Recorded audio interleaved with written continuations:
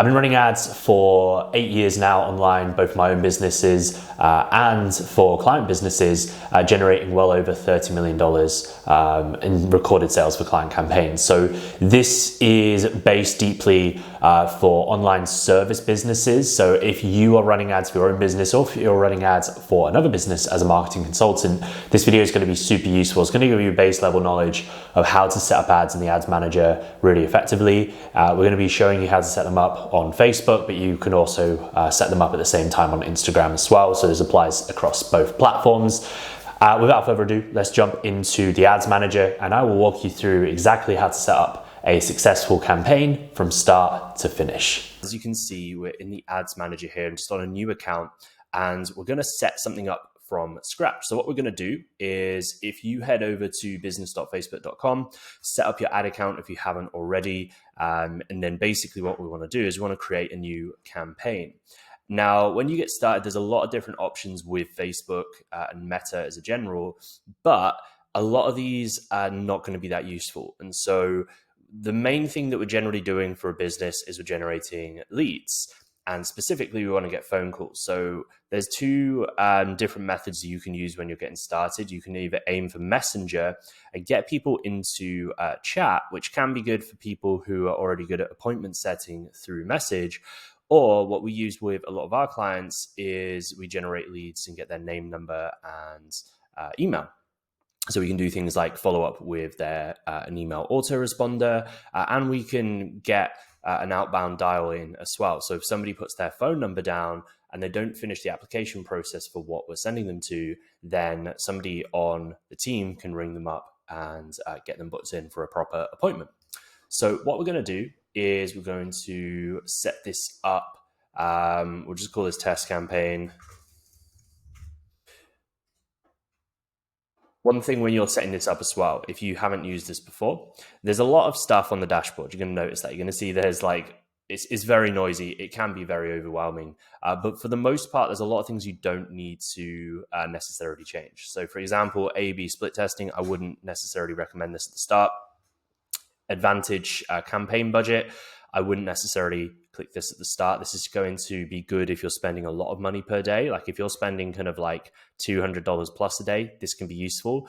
But when you're getting started in your testing and chances are you're not spending a huge amount of money, I wouldn't recommend that. So what we want to do is we just want to click through to this middle level. Now, this middle level is what's called the ad set level. So this is where we're setting up things like the placement and the targeting. So again, you can see some data on the side here. You can see like the estimated audience size. So the reason why it's so high and it says like 44.8 million plus is because it's just on default. So right now it's just showing you, the entire of the UK essentially, which is my default setting because I am based in the UK. So first of all, it's going to allow you to choose where you want the ad to be set up and what format you want. If you're sending people to what's called a landing page, you can use website and set that up. But for the case of this video and doing this in the simplest way possible, I would recommend you set this up as an instant form. So this is going to be a form that opens in Facebook or Instagram natively, meaning they don't need to go off the platform. This is the cheapest and easiest way to set up advertising. Now, one thing to note with this, I usually start with lead forms and then scale with landing pages. And the reason being is that lead forms gives you a much faster return on data. Because it's cheaper, you can see what angles and what messaging and what targeting and what creative is working well. And you don't need to test a landing page. If you send to a website and you go to a landing page, what happens is you're now adding in a big extra variable to test. So what's best to do initially is test the ad. And then once the ad is converting and doing well, you could do something like setting up a landing page and sending people to, like using something like Lead Pages or ClickFunnels, for example, or even a WordPress website to do that. But that is a little bit more advanced. And you don't necessarily have to do that at all. Like a lot of businesses just use lead forms alone, and that's fine. So we want to leave this the same, maximize number of leads. You want to select your page, like it might default to a page that you don't want to advertise from. So just click the drop down and you'll be able to select that. Make sure you view and accept the terms. As you can see, it says I've already accepted Meta's lead terms. You have to do that to run the ad. Cost per result per goal. Don't worry about this. Like, you can put a number in here. That generally doesn't do anything. As you can see, there's more options here. Impression and standard is what it's going to set it as, and you don't want to change that either. Now, you can do something called dynamic creative, which can be useful if you're not entirely sure what's going to convert well at the start. And what that basically does is, if I click continue here, it allows me to select multiple images or videos on the next page to test at the same time. So that allows you to set up a few different images or a few different videos, and you don't have to manually control that. Facebook will just test that for you. And I generally find that's quite an effective way to do things. Like, Facebook's smart. It's going to push your creative out that does the best. So that's a good way to start. And I'll show you how you can look at the results for that in a second, so you can actually see what's working. Daily budget, right? This is obviously completely dependent on your budget. Sometimes I work with clients that have, say, £50 a day starting budget. Now, what I would do for that, instead of saying like we just set up one ad and set it at £50, I like to actually set stuff at £5 a day and duplicate that 10 times with 10 different audiences. So I will set the ad, and the ad it'll be the same ad 10 times, right? Same creative. Because we're using dynamic creative, we can run multiple creatives at the same time, so that the ad or the image or the video. But the one variable I'm going to be testing at the start for most clients is targeting at this ad set level and where we're actually sending the ads, because that can have a big effect on a lot of different clients. And so what we'll do to begin with is think about where we want these ads to run. So you might work just in a specific country. You might work in just a specific county, or even just a specific city, depending on your offer. And so that's really important. So first of all, we want to get that set up. If, for example, you work in multiple countries and you want to target like the UK and the US, what I would recommend doing to be as effective as possible is only select one country in one ad set. So for example, if I want to target like the UK and the US, I'll set this one up, I'll duplicate it, and then I'll change this to the US. So we've got a good test going on. Because what happens most of the time is, let's say I'll put the UK and the US. The US is a much bigger country, much more people. And so it generally is going to just send leads to the bigger audience, and we're not actually going to spend anything in the UK. So it makes the test a little bit pointless.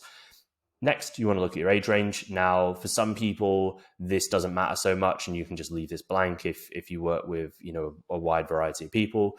If you are someone like myself who generally works with a very specific age range, like I generally work with people who are 25 to 40, you can select that. I generally put it a little bit higher just to give a bit of breathing space. A lot of the time, it pulls people in who are a little bit older or a little bit younger, even though you select these age ranges. So I generally put it a little bit broader than the people I'm actually trying to target. If gender isn't important, I would leave this blank, because that gives you a lot more space to move. But if, for example, you only work with men or you only work with women for whatever reason, you can obviously change this and select gender here. But I do not, for my business, I work with men and women, so just leave that blank. One thing you want to turn off here is, advantage detailed targeting. So what this is going to do is, when we select an interest, this is just going to push it to more people. I would generally untick this, because it kind of just pushes it to way too broad an audience. Unless you're in a really, really big mass market, it's not a good way to go.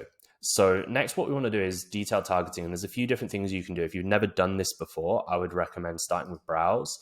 And there's a few different ways you can set this up. So you can do this based on interests. Let's say, for example, I'm trying to find people who are into like something to do with business, right? Let's say specifically they're interested in advertising. I can click that. And as you can see, that is a big audience, 9.9 to 11.7 million. That for me is too big.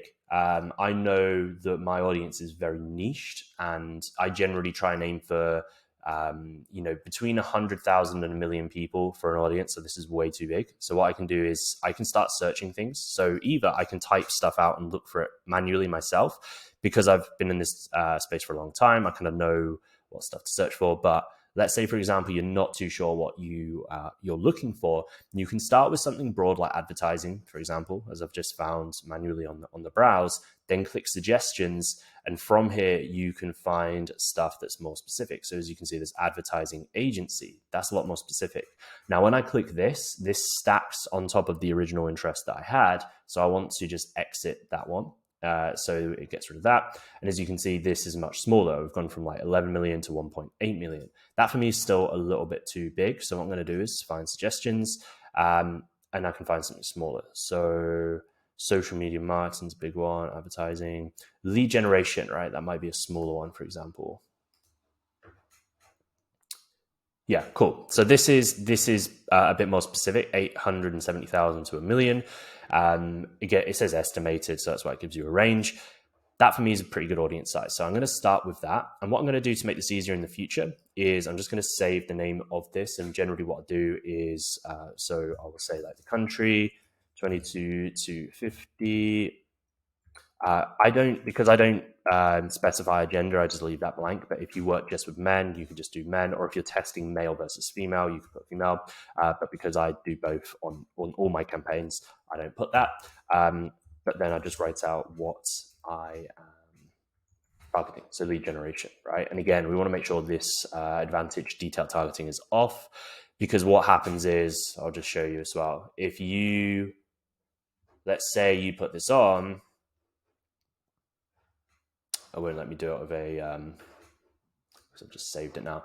Basically what happens if you turn this on, this will be about 10 times higher, because it's just going to send it to a much broader audience that vaguely relates to lead generation, which isn't what we want. We want this to be fairly specific. Cool. Next is placements. Now, for the most part, I would recommend you do Advantage Plus placements. This is just an automatic placements. Unless you're working with, you've got creatives that are built for a specific purpose. Like, for example, if you've made an ad that is like designed as a reel and you only want that to be viewed on reel format, then what you can do is you can do manual placements, and you can go down and deselect the things that you don't want. So apps and sites, in article, search, in stream. And then, for example, if it's reels, you want to turn the feeds off and you just have stories and reels, right? Usually if it's formatted for a reel, it's the same formatting as stories, so that's fine as well. Now, some of our clients just work on Instagram, so you might actually start with everything selected, and then you might want to deselect Facebook and just target on Instagram because you just want to focus there. Your audience is there. As you can see, because I've deselected Facebook, the audience size has actually decreased a little bit. When we have that selected, it's about 200, 300,000 people more. So that can affect the audience size as well. But if you're not too sure where to start, just click Advantage and just let it kind of do its own thing automatically. Now, before we move on, we just want to name this. We can do the same as what we did earlier. So I'm going to go to 250 lead generation. This might seem tedious, but this is super important, especially when we're duplicating things out and we have 10 different audiences. We don't want everything to just be the default labeling, because we're not going to know what's what, and it's a real pain to actually figure stuff out. Cool. So next, this is where we can set up our creative.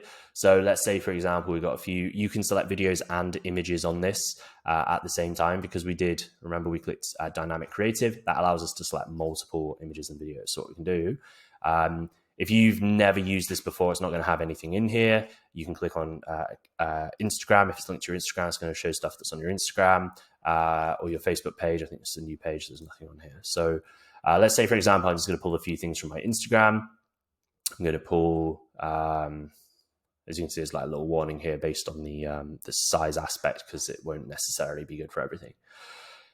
Let's say I want to test this image here, and this image here, and this image here, all right? Let's go continue. I'm going to get rid of this one because I'm not looking at the camera. It's not a great image. This is me getting, well, it's not me. This is our business mentor giving me an award.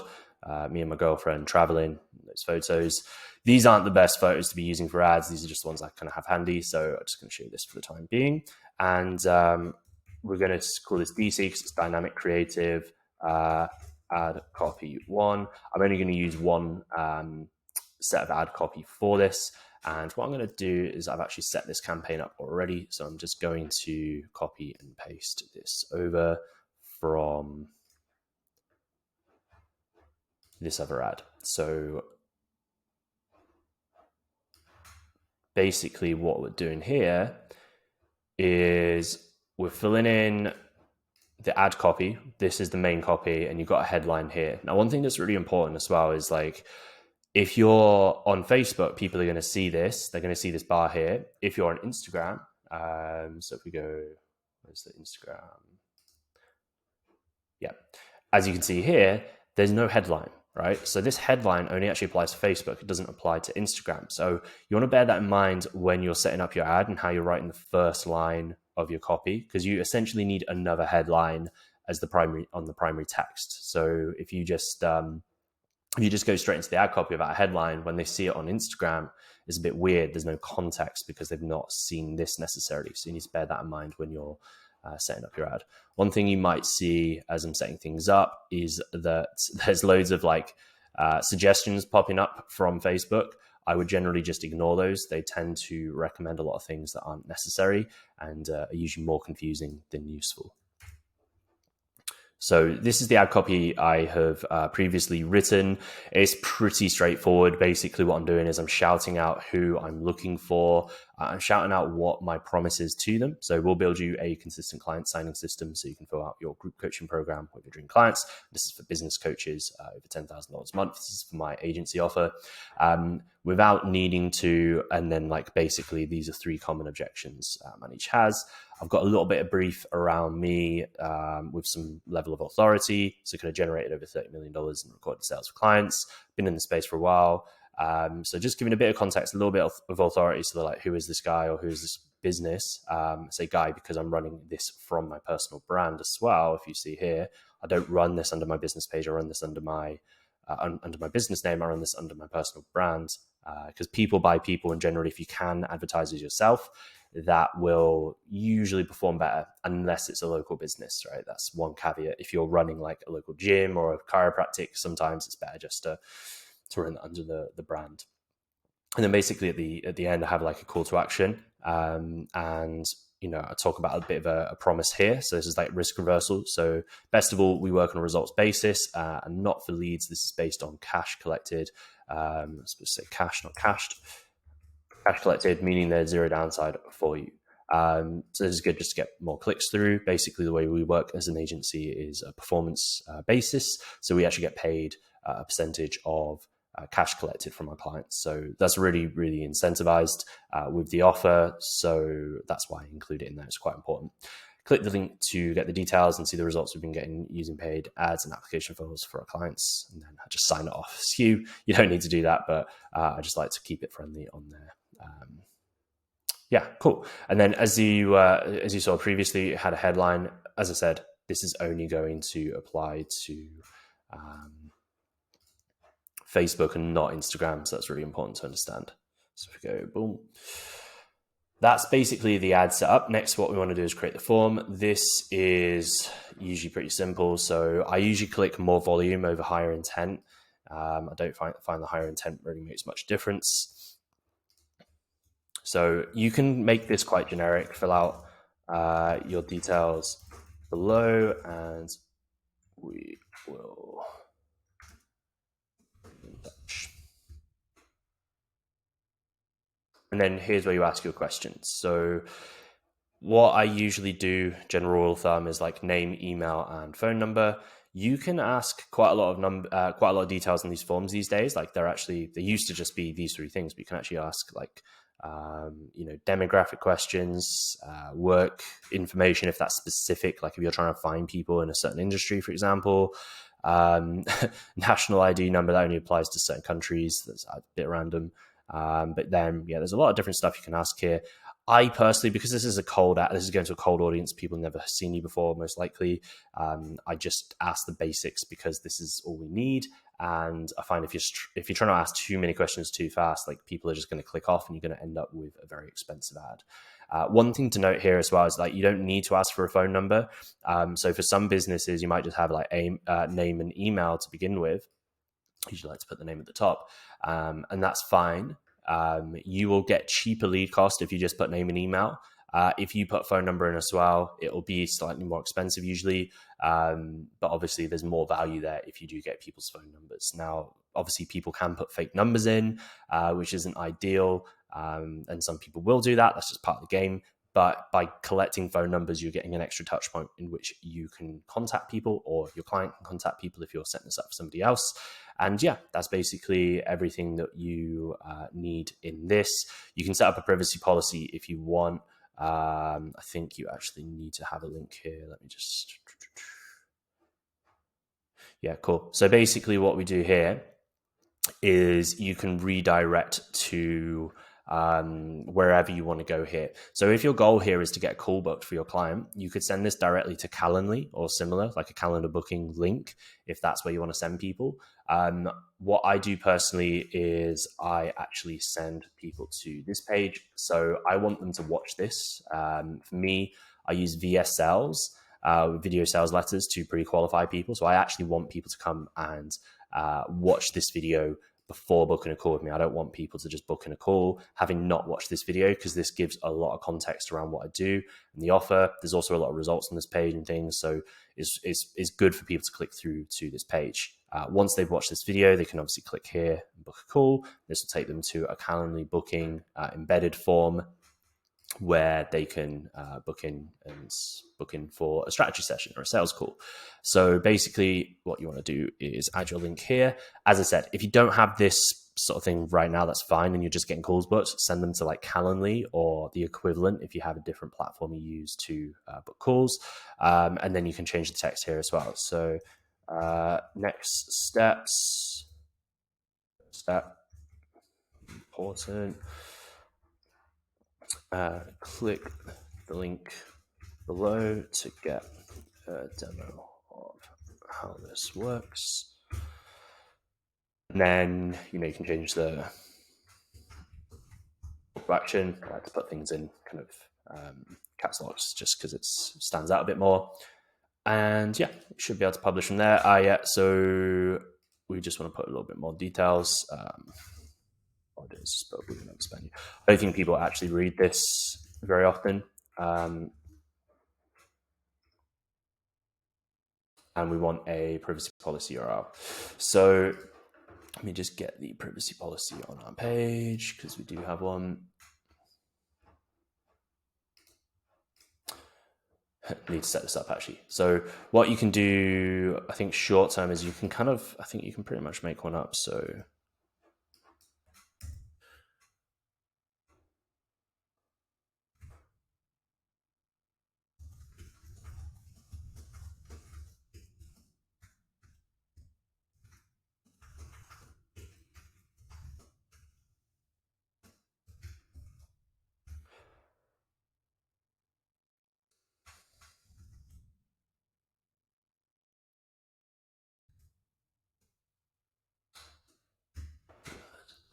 link.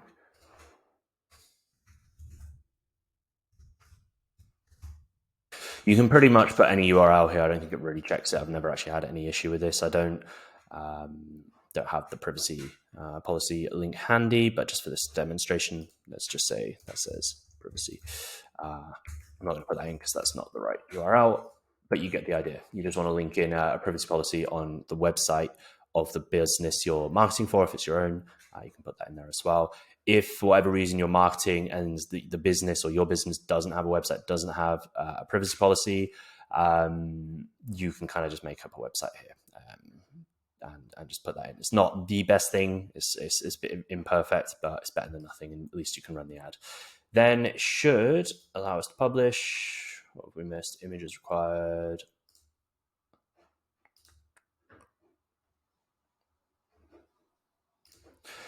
Okay, usually it doesn't ask for an image, but because we have, just get a random banner image. Because we have used dynamic creative, it doesn't auto populate. So you just want to add an image. I've just put my own branding there, Hugh James Robinson, marketing consultant. So we'll hit publish, and now we're good to go. So yeah, that's everything. The one thing actually I haven't mentioned here is the call to action. So you can change this. I usually just set it as learn more. I think that's a little bit more, a little bit less kind of commitment for somebody. Like if you put like sign up or, apply now, that's quite a big call to action for somebody who's never seen your stuff before. And right now they're not signing up, like they're not paying for it or anything. Like they're literally just clicking to get more information and get a demonstration of the service to come through to this page. And as I say, get an actual preview of the service. So this is why we put it as learn more, because they are literally clicking through to learn more. And then basically once we've got this launched, we can click publish. Now, as I mentioned earlier, we want to set this up so we are testing different audiences. So right now we've got one set at £5 a day. Let's say, for example, our budget is £50 a day. Then what we want to do is we want to hit this middle button here, or the button on the middle one here where it's got our ad set. We want to click duplicate, original campaign, show existing reactions, and duplicate. And then this is where we can start playing about with different audiences. So, for example, let's go edits, let's go suggestions, conversion marketing. Right, it's quite similar, but let's just have a look. So 500,000 is a bit smaller. And then one thing that's really important here is clicking save as new. If you click update, that's just going to change the one that we've just created. So we want to save as new, and go version marketing. Cool. I'm not going to sit and do this 10 times because that's going to be pretty tedious for you to watch, but you get the idea, right? You can duplicate this a few times. Let's just do it one more and just show, like, we'll just, what we'll do is we'll do the same one, but for the US. So we'll go edit and we will change this from UK to United States. Okay, and we'll save as new. And we'll just change this to USA. One thing as well is we want to make sure we go and update the name of the ad set. So what do we call this? Conversion marketing.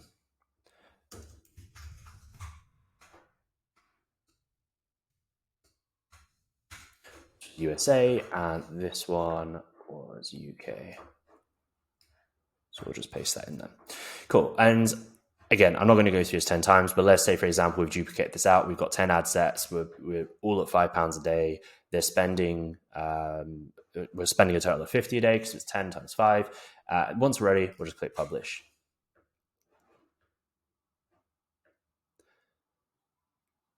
And usually it is a little bit slow when you're launching multiple ad sets, but that will be over here. Then one thing, once you've done it there, for some reason you have to come and click it again. So click review and publish and click publish here.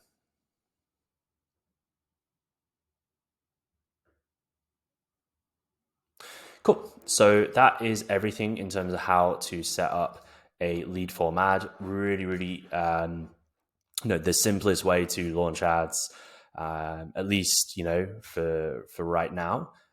Generally is one of the cheaper ways to generate leads for a business, especially if you're trying to get phone numbers. This is generally the most effective way to do it and get calls booked. And yeah, once you've kind of got that running, you can play about with it. So what I would just generally say, let's just hit refresh because it's not loaded the campaign up.